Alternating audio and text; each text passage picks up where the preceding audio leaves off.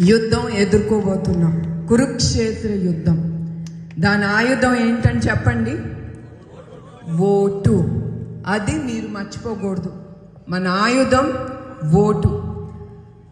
మనందరం కలిసి కట్టుగా ఒకళ్ళొక్కం చేయి కలిపి, ఆ టైంలో నాకు తెలుసు చాలా అరాచకాలు జరుగుతాయి. ఈ ప్రభుత్వం ఏం తక్కువ అంచనా వేయబాకండి. మీరందరూ మన అందరం ధైర్యం చేసి ముందుకెళ్ళాలి. జరిగే అరాచకాన్ని ఎదుర్కొని అందరినీ తీసుకెళ్ళి మనం ఓటు వేయించాలి. అదే నేను కోరుకుంటున్నాను. ఎందుకంటే రేపు మనం సంతోషం, అభివృద్ధి చెందే ఆ ఆంధ్రప్రదేశ్ని మనం చూడాలి.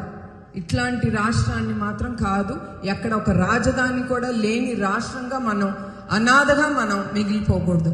అదే నా కోరిక. మనం ఈ అరాచకాలన్నీ మనం ఎదుర్కొందాం, నిజం గెలిపించుకుందాం. నిజం గెలవాలి.